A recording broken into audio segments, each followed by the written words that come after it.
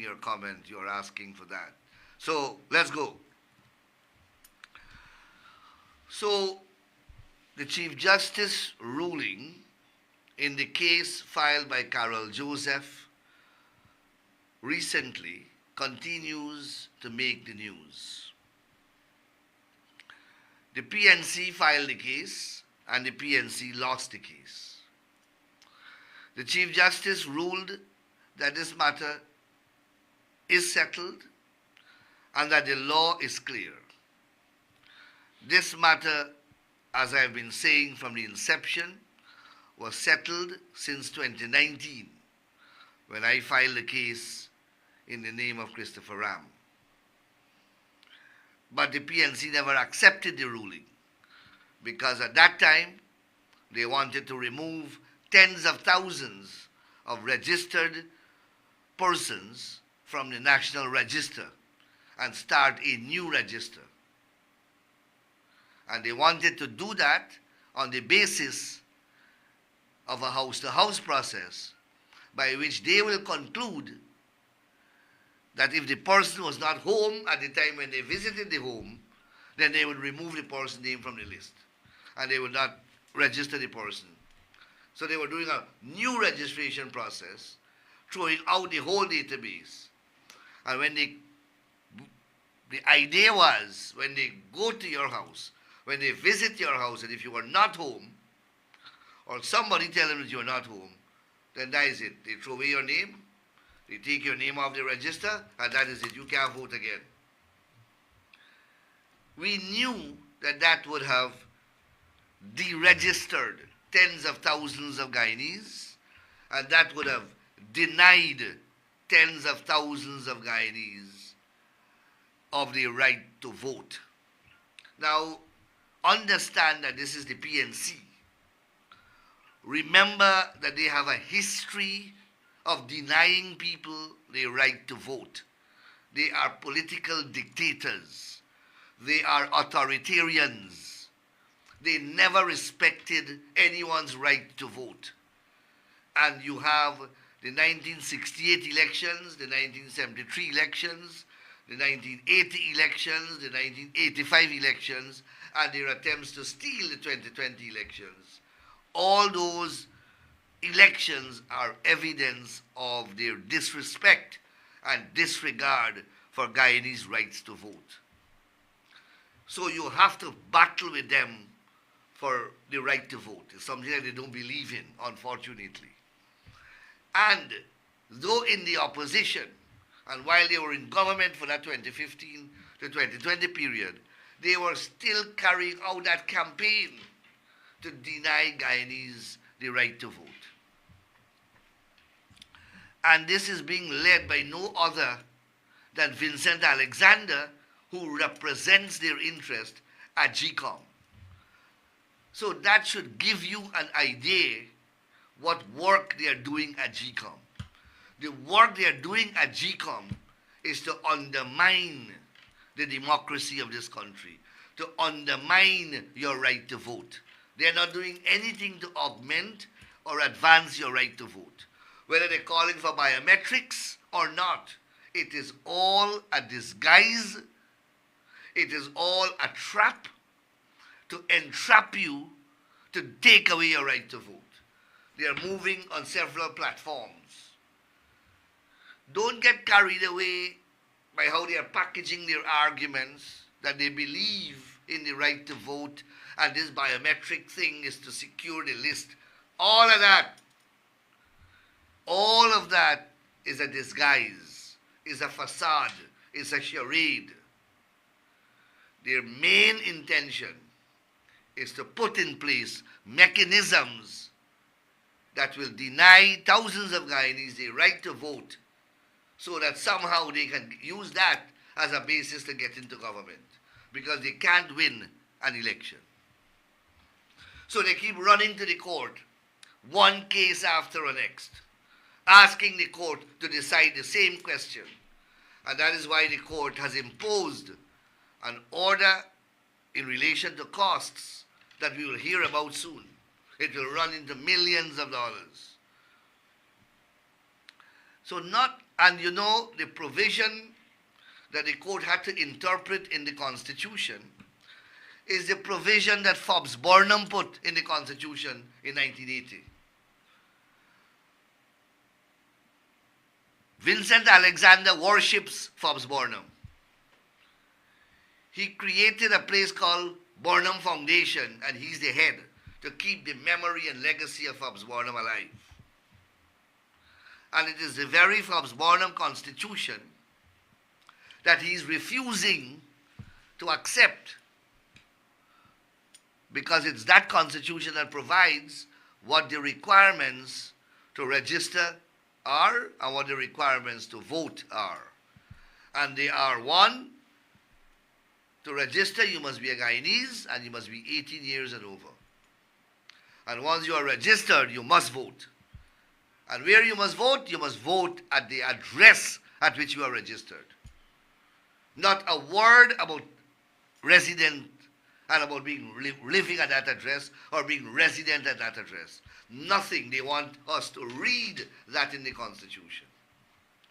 And they want GCOM now to go and check every 6 months at your house to see whether you're living there or not.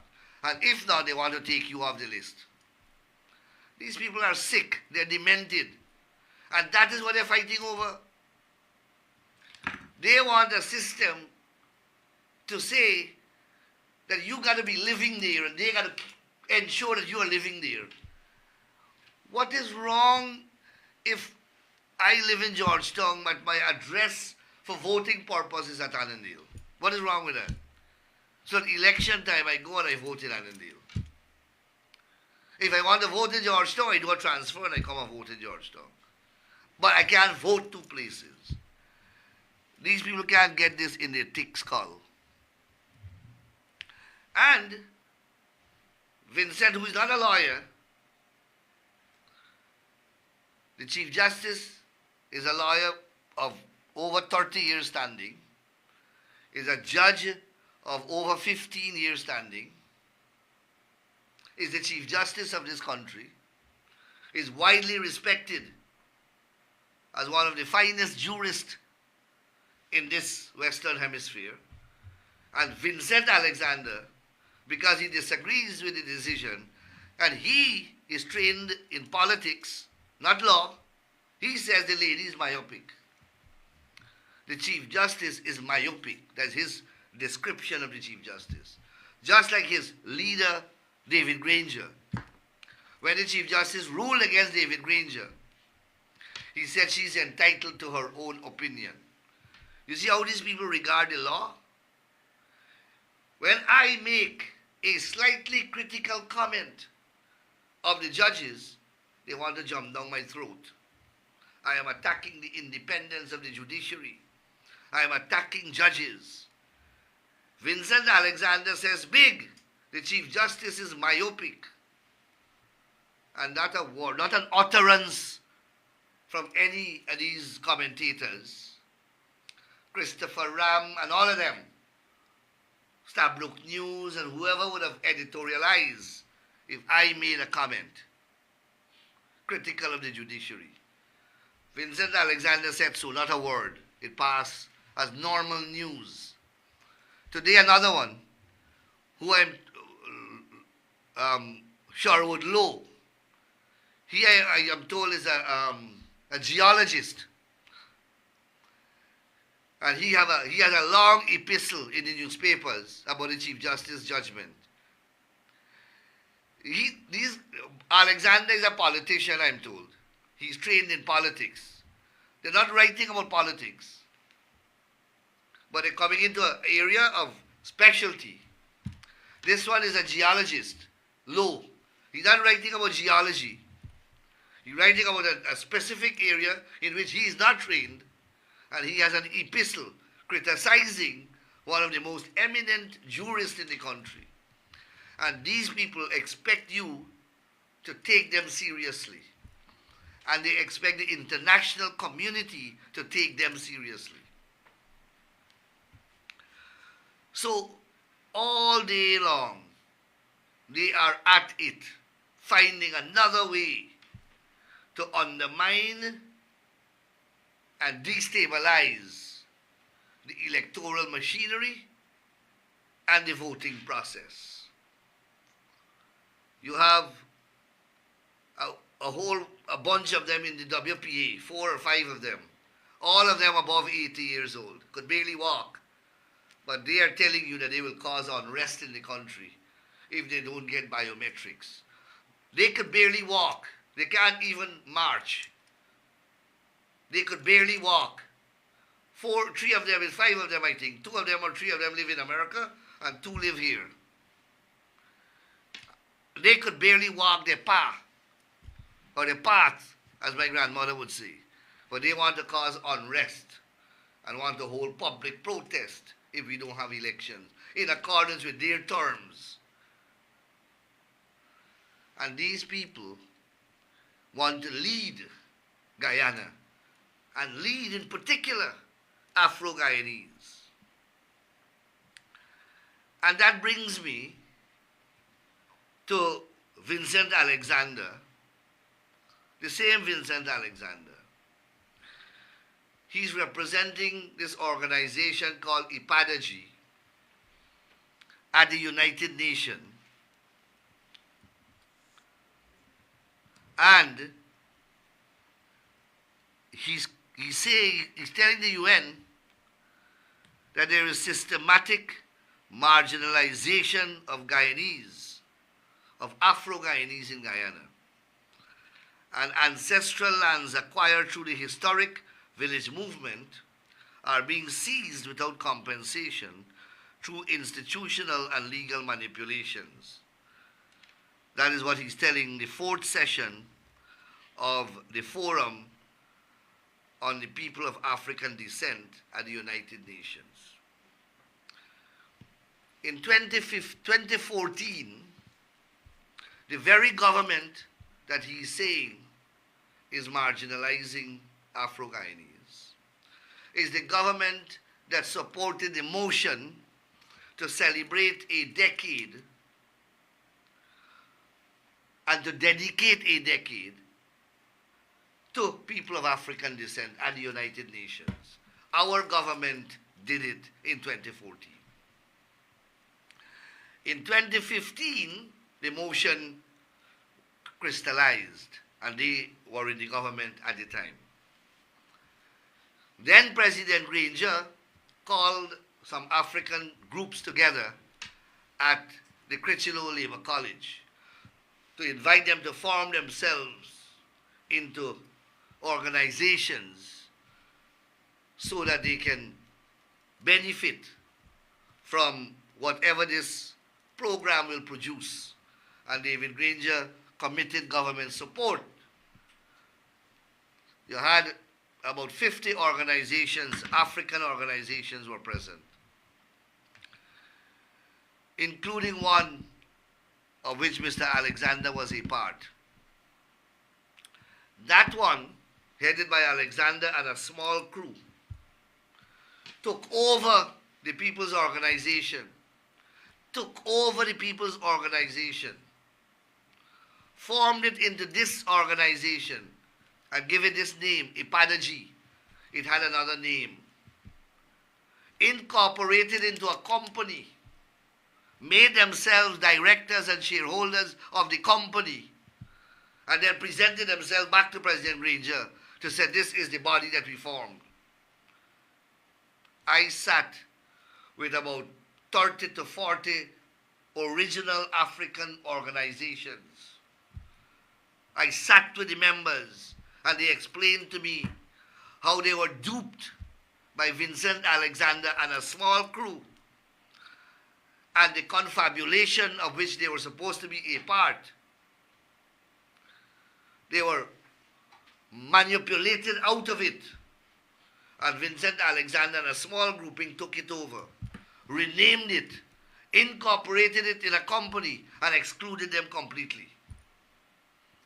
And up to today, that company is still registered as a private limited liability company with Alexander and the crew as shareholders and owners. That is not all. So he cut out the African organizations. Then he collected from David Granger government and from Irfan Ali government $500 million. You understand what I'm telling you? $500 million. $500,000 US this organization received to spend on the welfare of African Guyanese in Guyana as part of this decade of African descent. Let him point out to a single project of worth, one project of worth that he has done with 500 million Guyana dollars. He can't point to one. He brought in some lady friend of his and paid her, I think, 5,000 US a month. I examined the accounting records of IPADAG, the same organization. And 70% of the monies that they were receiving were spent on expendables, current liability expenses, food and supplements and dietary and rental and salaries and wages. And one scholarship or two scholarships they give to people. They're spending 300 million in rent and salaries and 5 million in scholarship for Afro-Guyanese children. He rent Robert Corbyn's brother's premises on Regent Street as the office for this place. You see the incest. He didn't tell the United Nations that. None of what I'm telling you did he tell the United Nations. The small Afro-Guyanese groups that he excluded systematically for all those years, the government met them separately and gave them monies. And that is what he's bitter about, because the government stopped the gravy train that he was heading, where he used to get $100 million a year, which he lorded over and never spent it for the benefit of African Guyanese. And these guys, that is why they continue to sit on the backs of Afro-Guyanese. And any Afro-Guyanese who decide to think differently and to move away from them, they call them house slaves. They call them soup drinkers. They want to parasite off the Afro-Guyanese population of this country for the rest of their lives. They have done it for a very, very long period, and they want to continue to do it. So they go to the United Nations and not tell them. Alexander did not tell the United Nations that out of the 10 years that was dedicated to the people of African descent from 2015 to 2020, that's 5 years, and from 2020 to 2025, 5 years, 5 of the years, Guyana was under his political party's rule.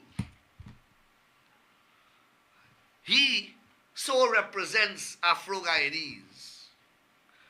His political party and his government so represent Afro-Guyanese so vigilantly. Why did he not tell the United Nations that half of the decade his party was in government and outlined to the United Nations what his party did for Afro-Guyanese? That is what him and his confederates who are present with him should have done at the United Nations.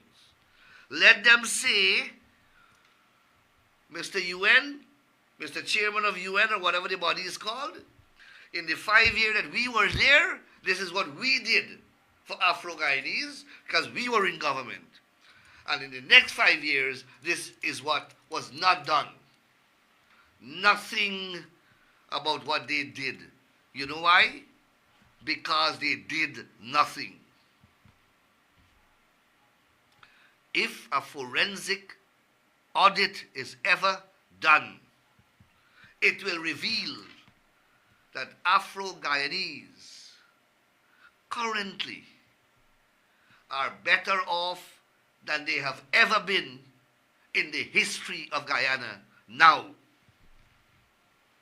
And I say that without any fear of being contradicted successfully. And I invite any debate to this effect. And you can start on education. More Afro-Guyanese are pursuing education now than at any other point in time in Guyana's history. Most Guyanese are on government-funded scholarships than they ever were at any point in time in Guyana's history. More Guyanese, Afro-Guyanese, are receiving cash grants and all forms of welfare grants from the government of Guyana than they have ever received. Afro-Guyanese are receiving more lands and they own more properties from the state than they have ever received or they ever enjoyed at any other point in Guyana's history. And I can go sector by sector to show you that. Alexander would not report that. Alexander and persons of his ilk, that narrative that I am speaking about, and that factual narrative militates against their very existence. Because once that begins to take traction, once the facts begin to overwhelm, the raison d'etre of people like Alexander goes. They become less and less relevant. So he said to the people, again, banging this racial drum and crying about ancestral lands. Now, ancestral lands, as I said, is a concept that doesn't exist in land ownership or in law in Guyana. It has no place even in our historical evolution. It is a recent creation that now forms part of the racist lexicon. And it's a recent fabrication. So let me make it clear that the African village movement is one of the most powerful success story to have emanated from the dastard system of cruelty that is called slavery. The village movement is a sensationally successful story that was born out of that. In Guyana alone, it is argued that over $1 million US was amassed through savings by the freed slaves and used to acquire villages. What they are doing to the efforts of those great slaves is a desecration to our history, is a desecration to our history. When those plantations were bought, they were bought with titles, clearly defined titles, and those titles exist in the form of transports up to now, or letters of patents.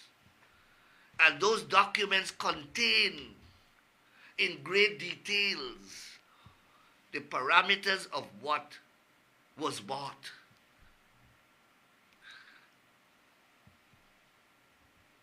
That is why I'm saying it was a success story, because the freed slaves and their representatives were very, very careful in ensuring that what they purchased was clearly set out in writing and form part of the relevant title document at the time. So no one is in doubt about what was purchased and what was not purchased. No one is in doubt. And that is why for over 400 years there was never an issue of ancestral lands in this country. Never. The entire Caribbean is a slave society. No part of the Caribbean is there an issue regarding ancestral land. There is no concept in the Caribbean called ancestral lands. There is no concept in Guyana called ancestral lands until recently fabricated by a few. We have had legal scholars in this country of the highest pedigree. Legal scholars who are celebrated across the Caribbean as legal genius. And many of them were Afro-Guyanese. Many of them. You're talking about people like Geoff Haynes, Kenneth George. These people are skilled land lawyers. We had great Afro-Guyanese historians, legal historians. Are you telling me that none of them thought or talked about ancestral lands? None of them ever filed a case in the court system to declare any portion of Guyana ancestral lands? What, they were so daft? They were so inadequate? And this new breed that founded the concept are such a genius? Forbes Burnham,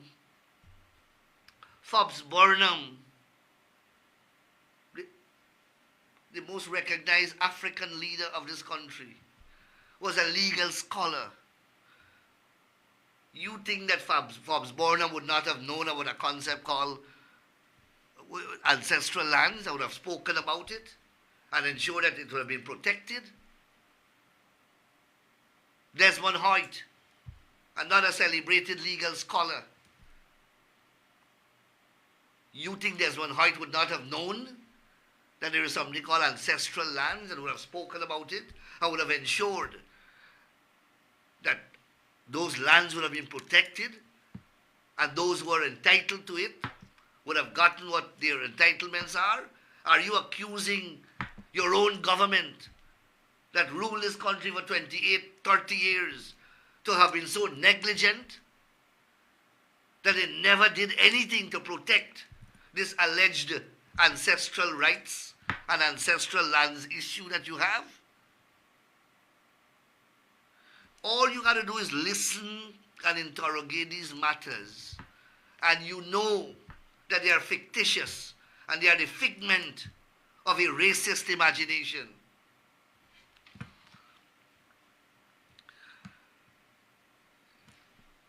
Alexander also did not say, and this thing come up about less than 10 years ago, the same ancestral land issue.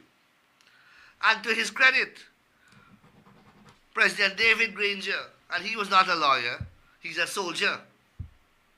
So he would do a thing like this. He set up a commission of inquiry to inquire into joint or communal ownership of lands. He set up a commission of inquiry on March the 10th, 2017, to inquire into the same question. They didn't want to call it ancestral lands, so they give it They give it a rubric here, an innocuous label. They want to resolve issues and uncertainties. The Commission of Inquiry is to examine and make recommendations to resolve issues and uncertainties surrounding individual, joint, or communal ownership of lands. That there is the disguised language to inquire into this concept, this nebulous, novel concept of ancestral land. That is what this commission was intended to do. It was chaired by Reverend George Chokisang, and it included David James, Carol Can James, Professor Rudolph James, Lennox Caleb, Berlinda Posad, and Paulette Henry. This commission sat for a year. Alexander's sidekick at Ipadaji right now, Darren Wade, was the lawyer to this commission. The commission sat for a year and presented a report to the office of the president that no one has ever seen. Mind you, just as an aside, this would have cost the Guyanese, this would have cost us about $50 million, This would have costed us about $50 million. A report was prepared and handed to the office of the president, and it never saw the light of day. None of us ever saw it. And I'm challenging Granger or Harmon or anyone to make it public. You know why they can't make it public? Let me surmise why. Let me guess why. Let me speculate why. And I do so educatedly. They can't make it public because it made no finding. It made no finding whatsoever of the existence of anything resembling ancestral lands in this country. So they killed the report. But they go about the place repeating it over and over. So this is what he says to the UN. Ancestral lands acquired through the historic village movement. So he's talking about the villages acquired through the village movement. These lands are being seized without compensation through institutional and legal manipulations. We are seizing the lands acquired by the village movement. You tell me which piece of land owned by the free slaves has any government of Guyana acquired without compensation? Seized it. Where? Which? Where? Where? The latest case we had was at Mocha. And the history of the land was delved into. It was never private property. Never. Even the persons who were squatting there, they said that it was not private property. They themselves never said that it was part of their ancestors' land. It was always Gaisuku's land that moved from Gaisuku to housing. It was Bokar's land. The slaves didn't buy that piece. The slaves bought neighboring villages. Not that piece, not that portion. These guys know this. Vincent Alexander has been in politics for 4 or 5 decades. Since I was a toddler, he's in politics. Are you telling me now is the first time in his entire life he's realizing that they are ancestral lands? When the PNC built President's College at Golden Grove, was that on ancestral lands? When they built Congress Place at Sophia, was it on ancestral lands? And I can go into everything that they did when they were in our office. and ask whether it was done on ancestral lands and who they paid. Which Afro-Guyanese village they paid compensation when they built all those, when Burnham took Belfield. When Burnham took Belfield and built his house and took Belbag Estate, which Afro-Guyanese did he pay compensation to for acquiring ancestral lands?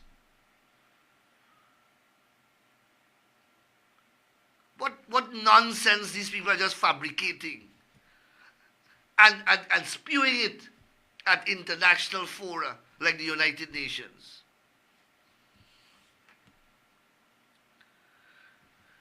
They must produce the Commission of Inquiry report.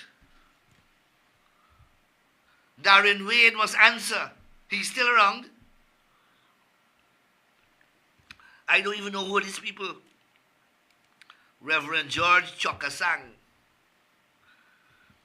Commissioner David James. I think he was an Amerindian lawyer. I think I know that name somewhere. Carol James, I don't know who that is. Rudolph James, I know he died. Lennox Caleb, I don't know who that is. Borlinda Passal, I don't think I know who that person is. Paulette Henry. Where is this report? This was supposed to tell us about ancestral lands. And they would sit every night on different Facebook platforms. And they would continue to mislead Afro-Guyanese. They would continue to mislead Afro-Guyanese on these matters. But you know what? More and more people are becoming educated. More and more people realized that just they were in government from 2015 to 2020. They cannot point to any grouping of Afro-Guyanese in any village that they have done something substantial for. Which grouping of Guyanese? Ordinary working class Guyanese. Not a list. I have a list here who benefited. Eric Phillips, Claremont Mingo, Amanza Desir, German Figuera, Simona Brooms, Sean Hopkinson, BK International, Annette Ferguson, Ganesh Mahipal, Simona Brooms, and a whole group. I have a whole list here. Who benefited, who got lands under the 5 years. Not them people as I'm talking about. Not these. Not you and your cronies. The ordinary Guyanese people whom you pretend to represent, or you pretend to be representing at Ipadaji in New York. Tell Ipadaji in New York how many of them got lands under your government. Tell them how many of them, tell them that the PPP gave them leases, gave 50 African Guyanese farmers leases at MMA. The PPP government gave them 10 acres each, 50 African Guyanese families. And tell them that President David Granger revoked all 50 without even giving them a hearing.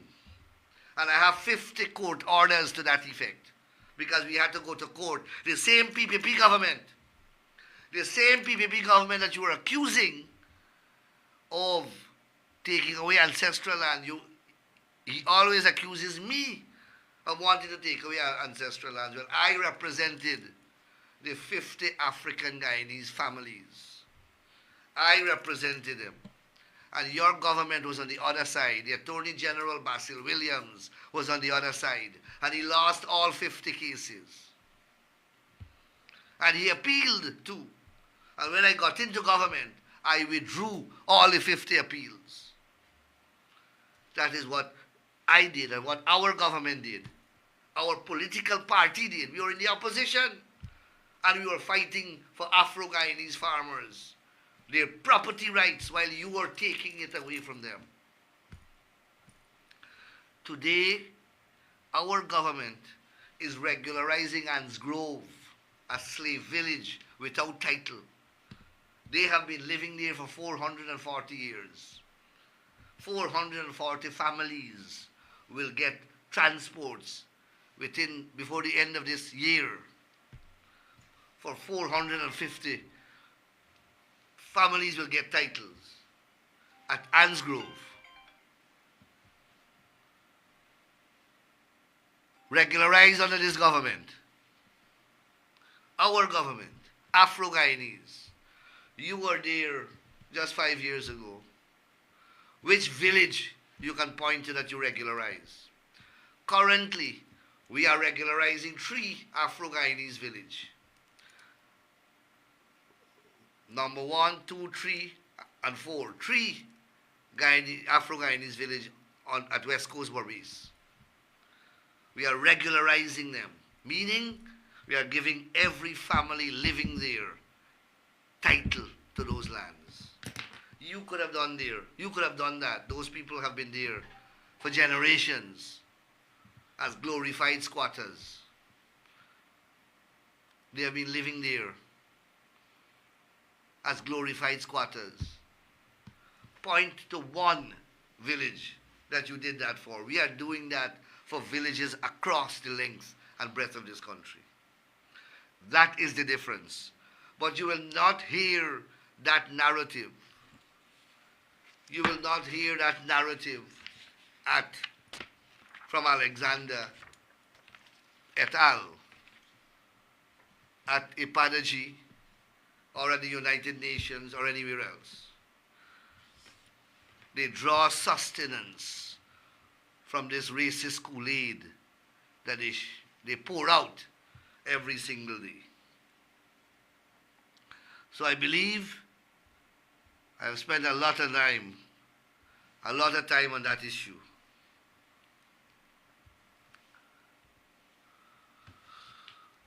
So I also want to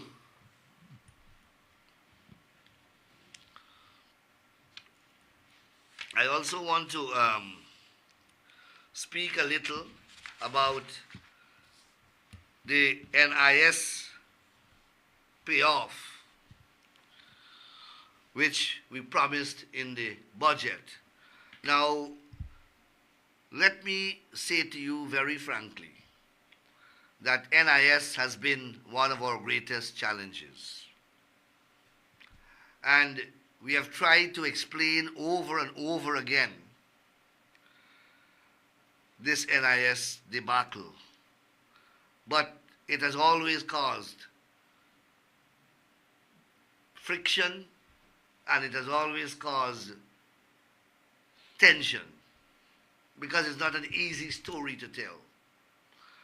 People are genuinely hurt, and rightfully so, when they have made their contributions and they now can't get their rewards. So you have 2 principal situations that we are confronted with at NIS. One is a large category of persons who worked in the private sector and monies were deducted from them, but were never transmitted to the NIS by their employers. And that is a tragedy. And that is why we have said very clearly and firmly that once we find evidence of persons, employers deducting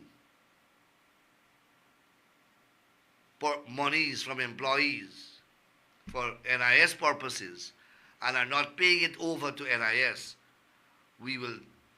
they will be charged and prosecuted vigorously, because that's fraud. And then we have another category where persons pay and the employers may have transmitted the records or may not have transmitted the records, but the records can be found. And that is a serious situation. And a lot of people are affected. A lot of people are affected. it is for that reason that we decided to ameliorate the situation. Now, I know that this is not the solution. I know that people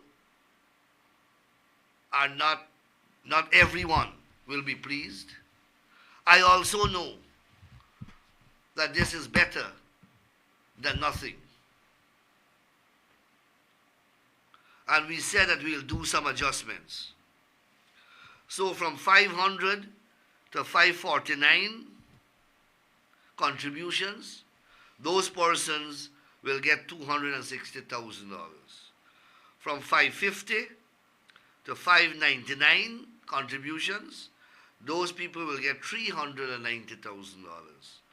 From 600 to 699 contributions, those people will get $520,000. And from 700 to 749 contributions, those people will get $650,000. And this is one-off payments.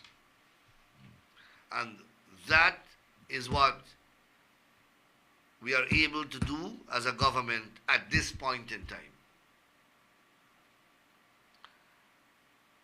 The President will speak more on these measures going forward.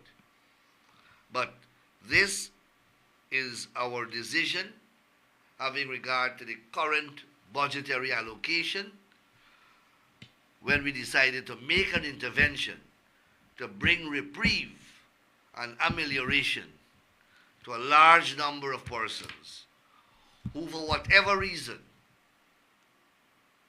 have made contributions but do not qualify.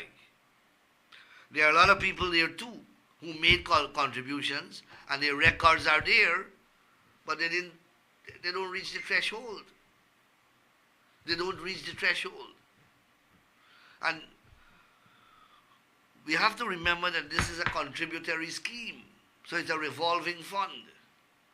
It pays out and it's got to keep going all the time because other people's pensions are involved. If you overdraw from it, you run the risk of running into cash flow problems to pay future pensioners. So you have to manage it very carefully. So that's the position now. And also,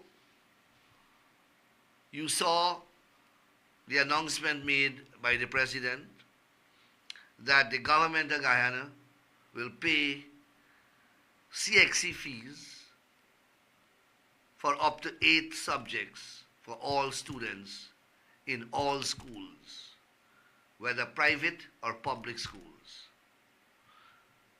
Now I recall when I was writing exams that my mother and father had to get up money to pay for the exams.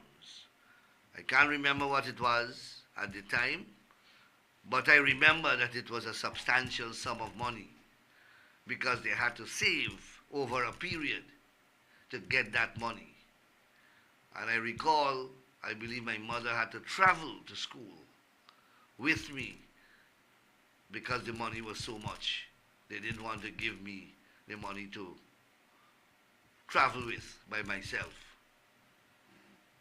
Today, not only do we have a 50,000 odd cash grant per child, not only do we have 100,000 cash grant per person, not only do we have 100,000 for every baby born this year, we also have free tertiary education. In addition to some 50,000 students on scholarship. I am saying to you that there is no other country in the Western Hemisphere that currently boasts a welfare program like ours.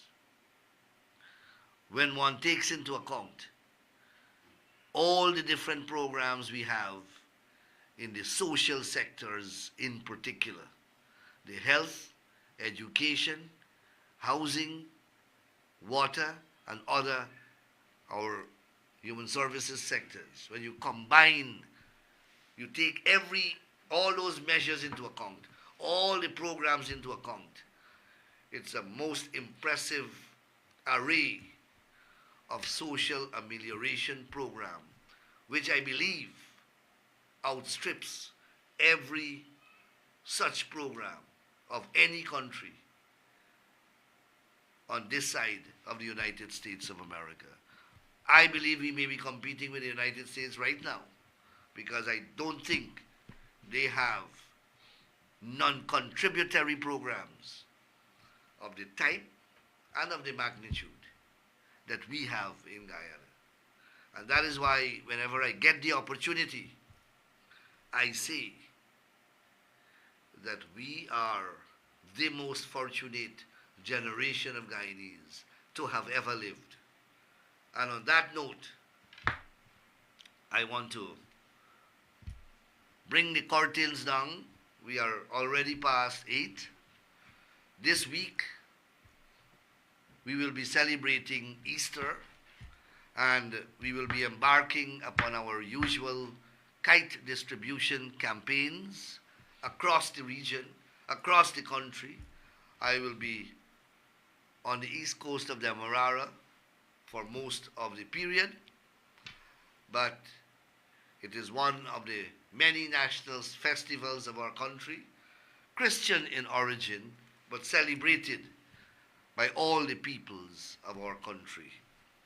So happy Easter to you and your family.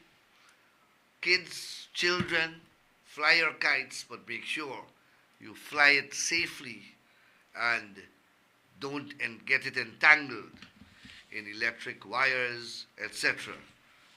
Enjoy your weekend, enjoy your holiday weekend, enjoy Easter, enjoy the rest of the week, and enjoy this evening. May God bless you, and I see you next week. Thank you very much.